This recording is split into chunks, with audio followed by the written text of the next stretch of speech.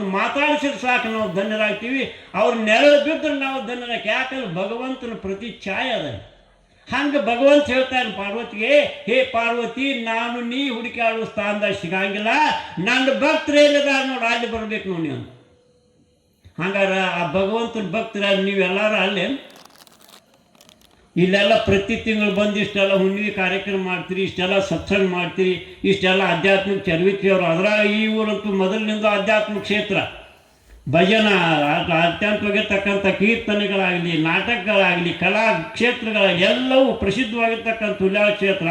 ಮತ್ತು ಇಂಥ ಬುದ್ಧಿವಂತರ ಮುಂದೆ ಹೇಳುವುದೇನದಪ್ಪ, ಹೇಳುವುದು ಅವಶ್ಯಕತೆ. ಬುದ್ಧಿ ಅದಕ್ಕೆ ಹೇಳಿದ್ರಲ್ಲ ಒಬ್ಬರು ಪೂಜ್ಯರು, ಕೆಳಗಿನವ್ರಿಗೆ ಇದು ಬೋಧಿಲ್ಲ, ಮ್ಯಾಲಿನವ್ರಿಗೆ ಇದಿಲ್ಲ, ಮಧ್ಯಾಂತದಲ್ಲಿ ನಮಗೆ ನಿಮಗದ ಇದೆ. ಕೆಳಗಿನವ್ರು ಆರಾಮದಾರ ನೋಡಿ, ಏನೂ ಇಲ್ಲ, ಆರಾಮ ಊಟ ಭಗವಂತ ಎಲ್ಲಿ ಇರ್ತಾನೆ ಅಲ್ಲಿ ಇರ್ತಾನೆ, ಆಮೇಲೆ ಹೋಗೋದು ಇಷ್ಟ ಆಯ್ತವ. ಮತ್ತು ತಿಳಿದವಾಗ ಏನೂ ಇಲ್ಲ, ಪಕ್ಕ ತಿಳಿದ್ರೆ ಅವನು ಹುಟ್ಟಿರ್ತಾನೆ. ಹಾಗಾದ್ರೆ ಉಪದೇಶ ಎಲ್ಲಿದ, ಉಪದೇಶ ಯಾರಿಗದ ಅಂತ ಕೇಳಿ ನಾವು ನೀವೆಲ್ಲರೂ ಈಗ ತುಂಬಿದ ಕೂಡ ತುಳ್ಕಾಗಿರ್ತಾರೆ, ಅರ್ಧ ಕೂಡ ಹೊತ್ಕೊಂಡು ನಡೆದಂದ್ರೆ ಅದು ಮನೆಗೆ ಹೋಗ್ಬಿಟ್ಟು ತೋರಿಸಿರ್ತೈತೆ. ಯಾಕೆ ತುಂಬ ಕುಂದ್ರಾಕಿಲ್ಲ, ತುಂಬಿದ ಕೂಡ ಡುಮುಕ್ ಹಚ್ಚ ತೋಷ ಅವನ್ನೆಲ್ಲ ಪಜಿತ್ ಮಾಡಿಬಿಡ್ತಕ್ಕಂಥ ಸ್ವಭಾವದಕ್ಕದ. ಹಂಗೆ ಈ ಉಪದೇಶಗಳು ಎಲ್ಲಿಂದ ಎಲ್ಲಿ ಪ್ರಾರಂಭ ಆಕ್ಕಾವ ಅಂತ ಕೇಳಿದ್ರೆ, ಮನುಷ್ಯನಿಗೆ ಗುರು, ಶಾಸ್ತ್ರ, ಸತ್ಸಂಗ, ಸಜ್ಜನರ ಸಹವಾಸ ಇಂಥ ಪವಿತ್ರವಾಗಿರ್ತಕ್ಕಂಥ ಕ್ಷೇತ್ರಗಳಿಂದ ಇವನಿಗೆ ಏನಾಗಬೇಕಂದ್ರೆ ಜಿಜ್ಞಾಸು ಬರಬೇಕು ಅಂತ. ಏನು ಜಿಜ್ಞಾಸು ಬರಬೇಕು? ಹಂಗೆ ನೋಡ್ರಿ, ಇವೊಂದು ಸ್ವಲ್ಪ ವಿಚಾರ ಮಾಡಿರಿ. ಈಗ ನಾವು ನೀವು ಅದೀವಲ್ಲ, ಹಂಗೆ ಹೊತ್ತು ಏರ್ತೈತಿ, ಮತ್ತು ಹೊತ್ತು ಮುಳುಗ್ತೈತಿ, ಹೊತ್ತು ಮುಳುಗ್ತೈತಿಲ್ಲ. ಯಾರು ಮಾಡ್ತಿದ್ದಾರೆ ಇದನ್ನು? ಇದು ಕಲ್ತಾವ್ರಿಗೆ ಬರ್ತೈತೆ ಹೇಳಂಗಿಲ್ಲ ನಾನು.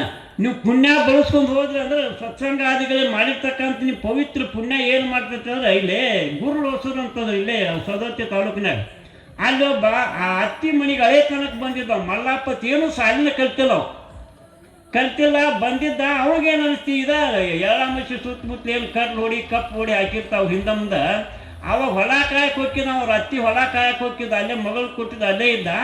ಅವನಿಗೇನು ವಿಚಾರ ಬತ್ರಿ ಎಂದು ಕಲೀಲಾರ್ದವಾಗ ಅವಂದತ್ತ, ಅಲ್ಲ ಒಂದು ಕಾಳು ಜೋಳ ಹಾಕಿವಿ, ಇಷ್ಟು ಬಂದವ್ರ ಅತ್ತಿನ ಯಾರು ಮಾಡ್ತಾರಲ್ಲ ಕುತ್ಕೊಂಡು ನಾವು ದನ ಕಾಯವ್ರಿಗೆ ಓದಿಲ್ಲ, ಶಾಸ್ತ್ರೀಯ ಅಲ್ಲ, ಪೌರಾಣಿಕ ಅಲ್ಲ, ಸನ್ಯಾಸ ಅಲ್ಲ, ಮಡ್ದಾಗಿರೋರು ಮನೆಯಾಗಿರೋ ಆರಾಮ್ ಹೆಂಡತಿ ಕೂಡಿರೋ. ಅವನಿಗೆ ಅನಿಸ್ತತೆ ಈ ತೆನೆ ಒಳಗೆ ಯಾರ ಕುಂತ್ಕೊಂಡು ಇಷ್ಟು ಮಾಡ್ತಾರೋ ನೀವು ಎಲ್ಲಿಂದ ಬರ್ತಾವು ಅನ್ನಿಸ್ತು. ಇದಕ್ಕೆ ಏನಂತೀರಿ? ಪುಣ್ಯಾಂಶ ಅಂತ ಕರಿತಾರೆ.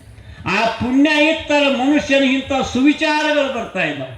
ಇಲ್ಲ ಅಂದ್ರೆ ಮನುಷ್ಯ ಎಲ್ಲಿ ಕೂತ್ರಿ ನಿಮ್ಗೆ ಬರೇ ಮೋಸದ ವಿಚಾರಗಳು. ನಮ್ಮ ಮನಸ್ಸನ್ನು ನಾವು ಆರೈದು ನೋಡ್ಕೋರಿ, ನಮ್ಮ ಬುದ್ಧಿಯನ್ನು ನೋಡ್ಕೋರಿ. ನೀವೆಲ್ಲಿ ಕುಂತ್ರು ಏನದಾವ ಅಂದ್ರೆ ಹೊರಗಿನ ತರಬೇಕು ಇಡಬೇಕು, ಕಟ್ಟಬೇಕು ಕಳಿಸ್ಬೇಕು, ಇದೇ ವಿಚಾರ. ಮತ್ತೊಂದು ಏನು ಬರ್ತೈತಿ ಅವಾಗ ಆ ಪುಣ್ಯಾತ್ಮನಿಗೆ ಬರ್ತತ್ತ. ಈ ಜ್ವಾಳದ ದಂಟಿನೊಳಗೆ ಇಷ್ಟು ಕಾಳುಗಳನ್ನು ಮಾಡುವವ್ರು ಯಾರು? ಒಂದು ಕಾಳಿಗೆ ಇಷ್ಟು ಶೇರ್ ಕಾಳು ಕೊಡುವವ್ರು ಯಾರು ಅಂತ ವಿಚಾರ ಬತ್ತು. ಹೇಳಿ ಕೇಳಿಕ್ಕೆ ಯಾರು ಇಲ್ಲ ಅಲ್ಲಿ.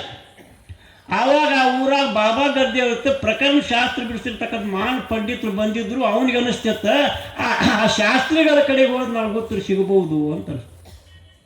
ಹೋದ ಬಡ ಬಂದು ಕೈಕಾಲು ಮುಖ ತೊಳ್ಕೊಂಡು ಎಂದೂ ಹೋಗ್ಲಾರವ. ಮತ್ತಿನ್ನು ಶಾಸ್ತ್ರ ನಡೆದಿರ್ತೈತಿ, ಅಲ್ಲಿ ಹೋಗಿ ಕೂತ್ರೆ ಇವ್ಯಾವ ಬಂದು ತಿರುಕತಿ ಎಬಿಸಿ ಕಳಿಸ್ಯಾರ ಅಂತೇಳಿ. ಮತ್ತು ಶಾಸ್ತ್ರಕ್ಕೆ ಎಷ್ಟು ಮಂದಿ? 4 ಮಂದಿ. ಭಾಳ 7 ಮಂದಿ ಅಷ್ಟ ಕುಂತ್ಕೊಂಡು ಹೇಳ್ತಿದ್ರು ಅವರು. ಇನ್ನು ಬೇರೆ ಕಳಿಸ್ಯಾರ ದೂರ ಒಂದು ಕಂಟಿ ಮರಿ ಕುಂತು ಕೇಳಿದವು.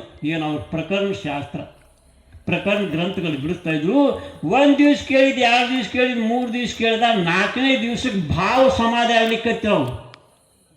ಏನೂ ಕಲಿಲಾರ್ದ ಮನುಷ್ಯನಿಗೆ, ಮಠ ಮಂದಿರಗಳು ನೋಡ್ಲಾರ್ದವನಿಗೆ, ಗುರು ಸೇವಾದಿಗಳು ಮಾಡ್ಲಾರ್ದವನಿಗೆ ಭಾವ ಸಮಾಜ ಹೆಂಗೆ ಆಗ್ಲಿಕ್ಕೆ? ಊಟ ಮಾಡಕ್ಕೆ ಕುಂತ ನೆನಪಾತ್ರ ಕೈ ಇಲ್ಲೇ ತಾಟಿಲ್ಲೇ ಗಪ್ ಕುಂತ್ಬಿಡೋ.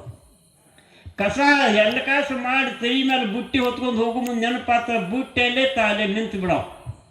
ಹಿಂಗಾದ ಏನಾಗಿರ್ಬೇಕ್ರಿ ಮನ್ಯಾಗ? ಅವ್ರ ಅತ್ತಿ ತಿಳ್ಕೊಂಡು ನನ್ನ ಹಳೆಯಾಗ ಯಾರೋ ಮಾಡಿಸ್ಯಾರ, ಏನೋ ತಲೆತಾಪ್ ಕೊಟ್ಟಾರ, ಏನೋ ತಲೆಗೆ ತಿಕ್ಕ್ಯಾರ, ಬೂತ್ ಚೇಟ ಮಾಡ್ಸ್ಯಾರ. ಅವ್ರ ಅತ್ತಿ ನೋಡಿದ್ದು ಬೇದ್ ನೋಡ್ತೀವಿ. ಭಾಳ ಸಮಾಜ ಆಗ್ಲಿಕ್ಕತ್ತೀವಾಗ ಆಕೆ ವಿಚಾರ ಮಾಡಿ ನೀವು ಒಂದು 5-6 ದಿವಸ ಆಯ್ತು ಎಲ್ಲೋ ಕೈಕಾಲು ಮುಖ ತೊಳ್ಕೊಂಡು ಹೋಗ್ತಾರಲ್ಲ, ಎಲ್ಲಿಗೆ ಹೋಗ್ತಾರೆ ಶೋಧ ಮಾಡಿಲ್ಲ. ಅದ್ರಾಗ ಮುದುಕರು ಭಾಳ ಬೇರಿಕಿತ್ತು. ದೇವ್ರಿಗೂ ಮೋಸ ಮಾಡೋ ಮುದುಕರ ರೀ. ಒಂದು ಮುದುಕಿ ಹನುಮಪ್ಪಗೆ ಹೋಗಿದ್ಲಂತ. ನಮಸ್ಕಾರ ಮಾಡಿ ಬರ್ತಿದ್ಲು. ಮೊಮ್ಮಗ ಆರಾಮಿರ್ಲಿಲ್ಲ, 8 ದಿವಸ